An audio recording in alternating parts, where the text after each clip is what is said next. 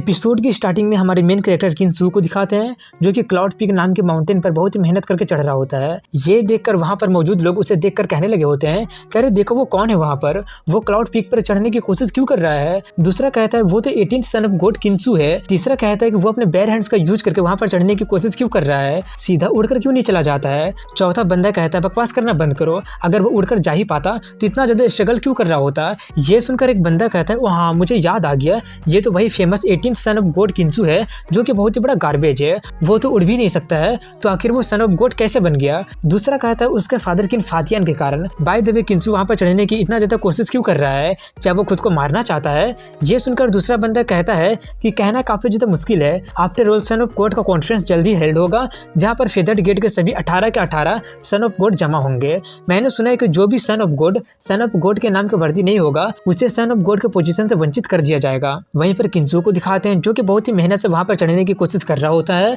लेकिन तभी एक चील आकर उसके सर पर बैठ जाती है।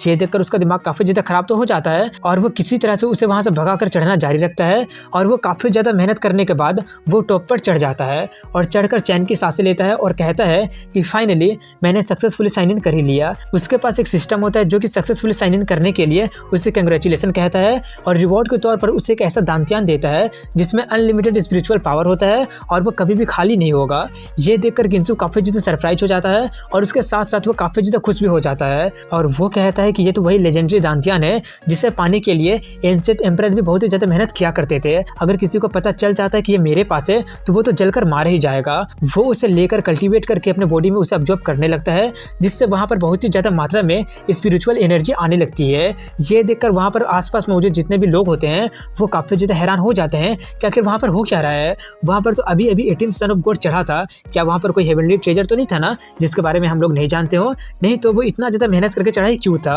वहीं पर किनसू को दिखाते हैं जो कि पूरी तरह से उसे ऑब्जर्व कर लिया होता है और वो करके कहता है कि इसका नाम बिल्कुल सही है, अब तो मुझे ऐसा फील हो रहा है जैसे कि मेरे बॉडी में अनलिमिटेड स्पिरिचुअल पावर आ गई है, जो कि कभी भी खत्म अब होगा ही नहीं। अब वो अपने बारे में बताना शुरू करता है कि मेरा नाम किनसू है और 1 महीने पहले मैं इस वर्ल्ड में क्रॉस ओवर करके आया था और मुझे यूनिवर्स साइन इन नाम का सिस्टम मिला था। सबसे पहला प्लेस जहाँ पर मुझे साइन इन करना था वो युवा सेट का क्लाउड पीक है। जनरल डिसाइपल के लिए यहाँ पर चढ़ना तो बच्चों का काम है क्योंकि वो लोग उड़ सकते हैं, लेकिन अगर मैं अपनी बात यानी कि 18th सन ऑफ गॉड की बात करूं तो ये बहुत ही ज्यादा हार्ड है। इस बॉडी का original owner 18th son of God था, उसके पास बहुत ही एक्सीलेंट जीन है और इसके फैमिली में काफी सारे कैपेबल लोग भी हुए हैं। इसके फादर बहुत ही फेमस एक वर्ल्ड सेकिंग पावर हाउस है, इसलिए इसके पास या तो एक होली बॉडी होना चाहिए था या तो गॉड बॉडी या फिर कोई और भी सुपर फिजिक होना चाहिए था। लेकिन ओरिजिनल ओनर एक मॉर्टल बॉडी और मॉर्टल लाइफ के साथ जन्म लिया था। एक मॉर्टल बॉडी भी काफी ज्यादा मेहनत और प्रैक्टिस करके काफी कुछ अचीव कर सकता है और एक्स्ट्रा ऑर्डिनरी हाइट तक पहुंच भी सकता है, लेकिन ये सच्चाई जान करके उसके पास एक मॉर्टल बॉडी और एक मॉर्टल लाइफ है, वो काफी ज्यादा उदास रहा करता था और कल्टीवेट बिल्कुल करता ही नहीं था, जिसके कारण वो पूरा का पूरा एक कचरा का डब्बा बनकर रह गया और वो एक दिन एक्सीडेंटली मारा गया। और तभी मैं क्रॉस ओवर करके इसके बॉडी को टेक ओवर कर लिया हूँ। वो तो अच्छा हुआ कि मैं अपने प्रीवियस लाइफ में एक रॉक क्लाइंबर था, लेकिन ये क्लाउड पीक काफी ज्यादा ऊंचा और काफी ज्यादा खतरनाक था, लेकिन पूरे 1 महीने तक कोशिश करते रहने के कारण और काफी सारे एक्सपीरियंस गेन करने के कारण मैं सक्सेसफुली आज इस पर चढ़ ही गया। इसी के साथ वो अपना कहानी बताना बंद करता है। तभी सिस्टम उससे कहता है कि मैं काफी सारा टास्क और साइन इन लोकेशन तुम्हें इशू करूंगा, जितना ज्यादा स्पेशल जगह होगा रिवॉर्ड भी उतना ही ज्यादा जेनरस होगा। कोई कोई जगह सिर्फ एक ही बार साइन इन किया जाएगा और कोई कोई जगह रिपीटेडली साइन इन किया जा सकता है, लेकिन उसका रिवॉर्ड धीरे धीरे कम ग्रेड का होता चला जाएगा और ये क्लाउड पीक पर तुम रिपीटेडली साइन इन कर सकते हो। ये सब सुनकर वो कहता है अब यहाँ पर कल आकर दोबारा साइन इन करूंगा और वो नीचे देखकर कहता है अगर उड़ने की बात करूं तो मुझे बिल्कुल भी उड़ना नहीं आता है और चढ़ना तो आसान था लेकिन उतरना काफी ज्यादा हार्ड है। तभी वहां पर एक सेंटेंस अपनी होली मेडन के साथ आती है, उसे देखकर किनसू उसे हेलो कहता है और बताता है कि याओची सेंटेंस का स्टेटस भी हम सन ऑफ गॉड जितना ही है, लेकिन याओची में सिर्फ एक ही होली मेडन है जो सेंटेंस का फेवर रिसीव कर पाई है। वहीं पर होली मेडन कहते हैं कि 18 सन्स ऑफ गॉड का ग्रेट मीटिंग हेल्ड होने वाला है और मेरे मास्टर मुझे स्पेशली यहाँ पर आकर सब कुछ ऑब्जर्व करने के लिए कही है। तभी किनसू होली मेडन को अपने पास बुलाता है, वो उसके पास जाकर पूछती है क्या हुआ। किनसू उसी को शॉर्ट पर बैठकर कहता है कि क्या तुम मुझे नीचे तक राइड दे सकती हो। ये देखकर वो काफी ज्यादा शर्मा जाती है। वहीं पर ये देखकर सेंटेंस का दिमाग काफी ज्यादा खराब हो जाता है और वो चिल्लाने लगती है कि होली मेडल काफी ज्यादा नोबेल है, वो कैसे तुम्हारे साथ एक ही शॉट पर राइड कर सकती है। ये देखकर आउटसाइडर वाले क्या सोचेंगे।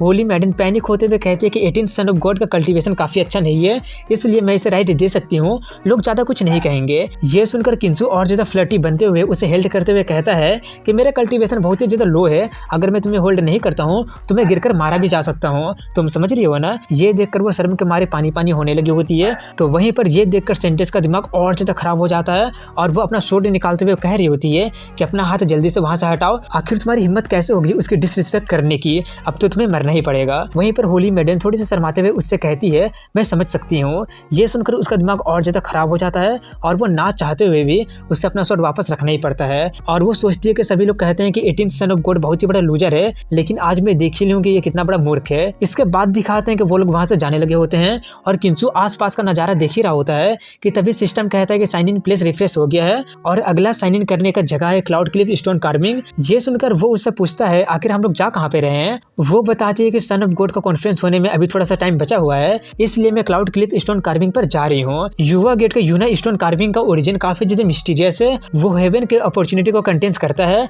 मैं वहाँ पर जाकर कुछ चेंज करना चाहती हूँ। ये सुनकर वो काफी ज्यादा खुश हो जाता है और वो उसे पकड़ते हुए कहता है क्या कोइंसिडेंट है, मैं भी वहीं पर जाना चाहता था। वो शर्माते हुए कहते हैं कि तुम्हें मेरी इतनी क्लोज आने की जरूरत नहीं है। वो कहता है कोई बात नहीं, सेफ्टी सबसे पहले आनी चाहिए।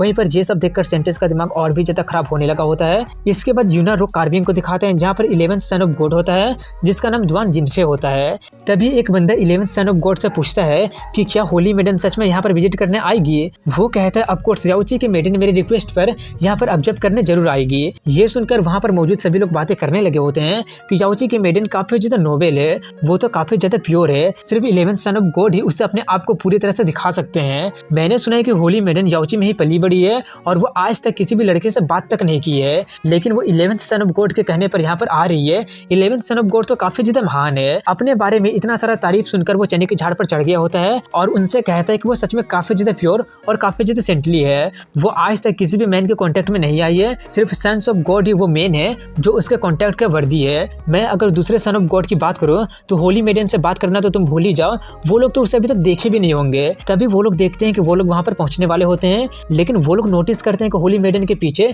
कोई बैठा होता है। ये देखकर उन्हें कुछ भी समझ में नहीं आ रहा होता है कि ये सब क्या हो रहा है। और जैसे जैसे वो लोग करीब आते जाते हैं वो लोग देखते हैं कि वो तो एक लड़का है।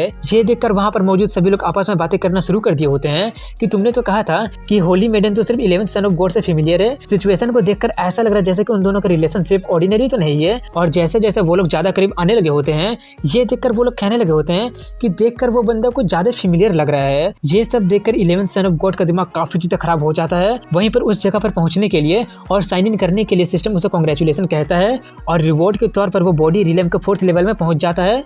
ये देखकर वो काफी ज्यादा खुश हो जाता है और कहता है कि ओरिजिनल ओनर का तो कोई भी कल्टीवेशन लेवल था ही नहीं, लेकिन अब मेरा इमोर्टेलिटी का रास्ता खुल चुका है। वहीं पर सिस्टम उसे और रिवॉर्ड देता है और वो होता है कि यूनमो रॉक पर जो कुछ भी लिखा होता है, जो कुछ भी कार्विंग किया होता है, वो सभी कुछ का वो समझ जाता है और वहां पर मौजूद थंडर पाल्म टेक्निक भी सिस्टम की मदद से वो पूरी तरह से सीख लेता है। ये देखकर किंसु काफी ज्यादा सरप्राइज हो जाता है और काफी ज्यादा खुश भी होता है और कहता है जब तो मैं क्लियर स्काई में थंडरबोल्ट को क्रिएट कर सकता हूँ। इसके बाद वो लोग वहां पर लैंड कर जाते हैं और वो अपने स्वॉर्ड को छोटा करके अपने हेयर में लगा लेती है। वहीं पर किंसु को देखकर वो चिल्लाते हुए आते हुए कहता है तो ये तुम ही हो।